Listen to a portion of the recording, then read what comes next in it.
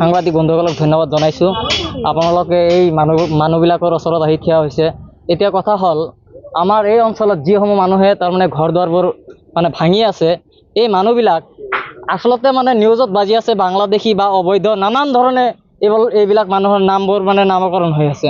কিন্তু এই মানুহবিলাক হৈছে তাৰমানে আমাৰ বৰক্ষেত্ৰী এৰিয়াৰে বৰক্ষেত্ৰী যিটো আপোনাৰ সমষ্টি, এই সমষ্টিৰে 3টা পঞ্চায়ত চৰ আছে, চৰ এৰিয়া।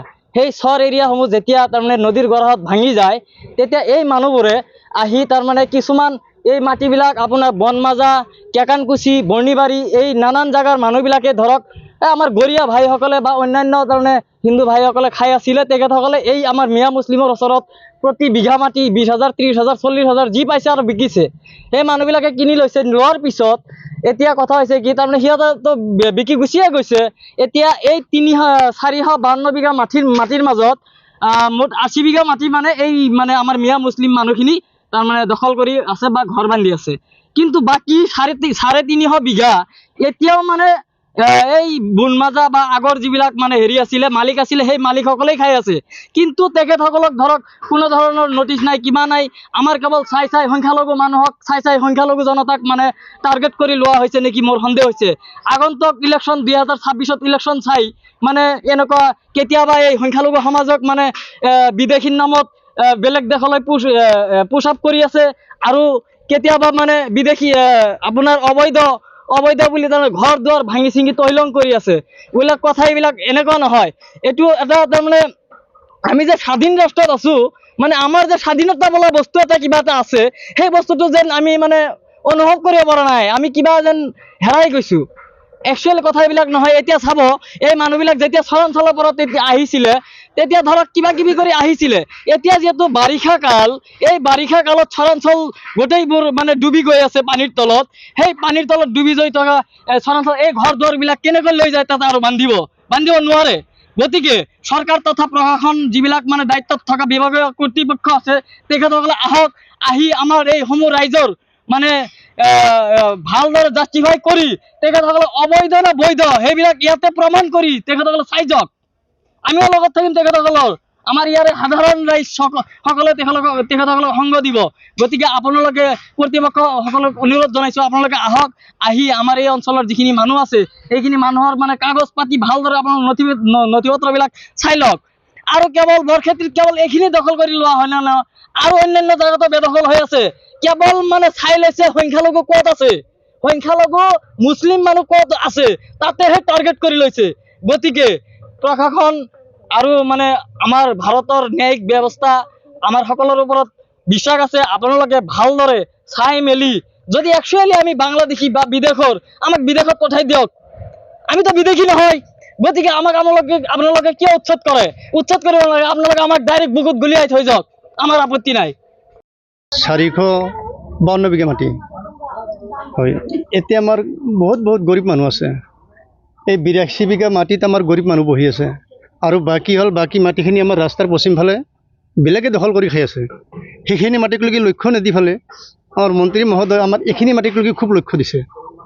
কিন্তু এইটোৱে আমি মন্ত্ৰী মহোদয়ৰ ওচৰত অনুৰোধ কৰোঁ যেন আমাৰ এই মানুহখিনি উচিত নকৰাকৈ মানুহখিনি একেলগে মাৰি থৈ যাওক। উচিত কৰিব নালাগে, মানুহখিনি মাৰি থৈ যাওক। তেতিয়াহ'লে আৰু একো কৰিব নালাগে, ইলেকশ্যন কৰিব নালাগে, একো কৰিব নালাগে, এনে আপুনি পাই যাব। তো এইখিনি মাটিৰ কাৰণে ইনাম মন্ত্ৰী মহোদয় মানে অলপ হেৰি কৰিব লাগিছিল। এইখিনি মানুহটো তেখেতৰে মানুহ, চব বিজেপিৰে মানুহ, হ'লে অলপ চিন্তা চৰ্চা কৰি ফালে এই দুখীয়া মানুহখিনিক ৰাখিব লাগিছিল।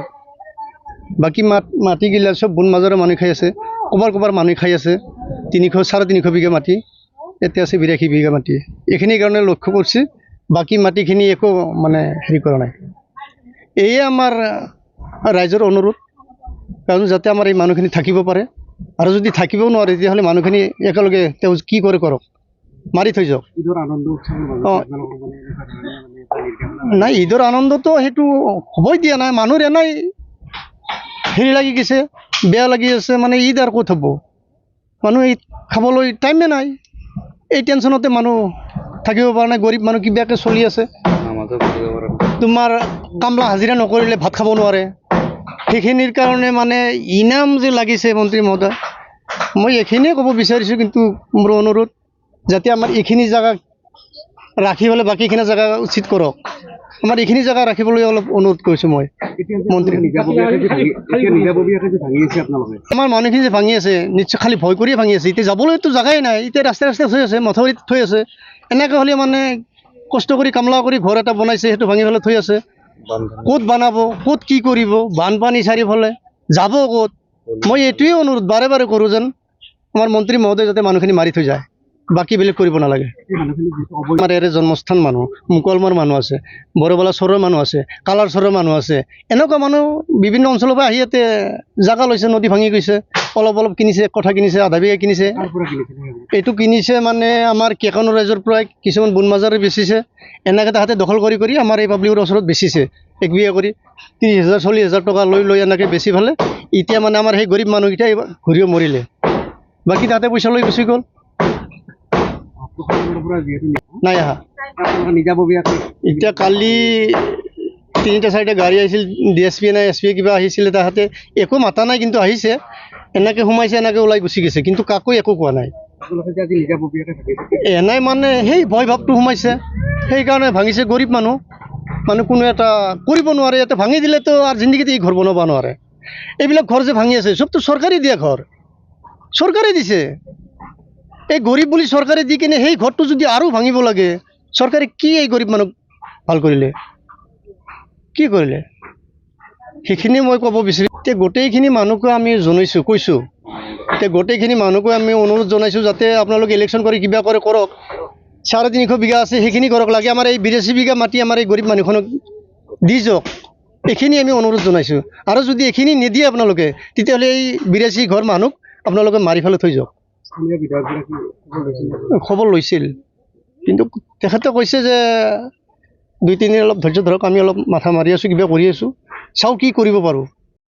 আমার আগতে আমি হাইকোর্ট করছিলো, পশ্চিমে পূবে হল আমার মাঠফিল, হ্যাঁ, উত্তর হল আপনার মেদি এই কোসমুদ্দি বা বরহানোর মেদি, দক্ষিণে হল চাউলখোয়া, পশ্চিমে হল আপনার পঞ্চায়েত ফিশারি। এখানে বাউন্ডারি করি ম্যাপ আঁকাই ফেলে আমি হাইকোর্ট করছি। হাইকোর্ট করে গেলে হাইকোর্টের কেস চলে আছে। হ্যাঁ, এটা আমি যে ঘর খালি করে আছো, এটা মানে আমার যাওয়া জায়গা নাই, যাওয়া জায়গা না হইলেও আমি কইছি যে এটা গাছের তলত থাকলে তো থাকতে লাগবো। এটা করে ঘর আমি খালি করি বেলকের মাটি থই আছো। বেলকের মাটি থই আছো, এটা কি কারণ যে এটা ঘর হইলেও এটা ঘরের যদি আমি কেইফাল টিন নি ফেলে কবার থবা পারো বেলকের মাটি, এটা আরো কবার যদি আমার সরকারি কিবা অনুদান দেয় বা মুখ্যমন্ত্রী যদি আমাকে দয়া করে, তাতে নি ফেলে চাইলে হলে আমি তুলবা পারিম। সেই হিসাবত আমি মানে এটা করে ঘর আমি টিনগিলা খুলি ফেলে বেলেগের মাটি থৈ আছো। আপোনালোকক যেহেতু কৈ আছে 452 বিঘা মাটি ইয়াত থকা বুলি, 452 বিঘা মাটি আছে, কিমান বিঘা মাটি মানে কিমান আমার বাউন্ডারি মাত্র 93 ঘর মানুষ, 93 ঘর মানুষ 82 বিঘা মাটিতে আমি বাউন্ডারি করি। বাকী মানুহবিলাক বাকী মাটিখিনি কোনফালে আছে? বাকি মাটি মানে পশ্চিম ফালে আছে।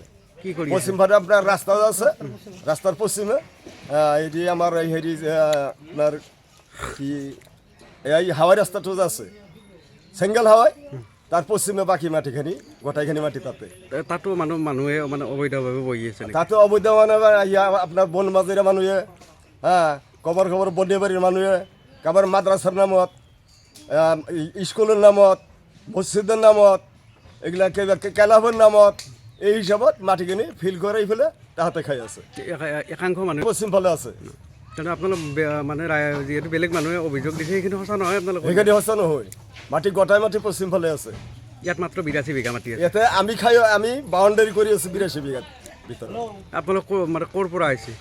স্থানীয় বাসিন্দা নে বেলেগৰ পৰা আহিছিল? সৌৰভ ভাই আছো, হ্যাঁ। আর এতে আমি আইছি মানে বহুত দিন হল, মোটামুটি এই যাব 30 বছর মান হল। আমার খাজনা রসিদ আছে, আর মানে এই বুটের লিস্ট সব আমার হাইকোর্টত জমা দেওয়া আছে, ডকুমেন্টস সব হাইকোর্টত আছে, কেস চলি আছে। এটা কিমান তারিখ? 10 তারিখের কথা আছিল। এটা তার পিছত আমার এই বিধায়ক আপনার জিলা সোনাবরী দেখাতে মানে দেখাতে আহি পেলে আমাক কৈছে যে তোমালোক এটা দরখাস্ত করে দরখাস্ত খান তোমালোকে হেৰি কৰা ইলেকশ্যন অফিচত দে ইলেকশ্যন অফিচত দৰখাস্তখন দেওয়া হয়েছে দেওয়াৰ পিছত এতিয়া মানে আমাৰ আৰো 3 দিনকৰ সময় আগবাড়ি দেওয়া বলে আমি শুনছি আজিৰ পৰাই আৰু 3 দিন সময় মানে 3 দিন সময় আগবাড়ি দেওয়া বলে আমি শুনছি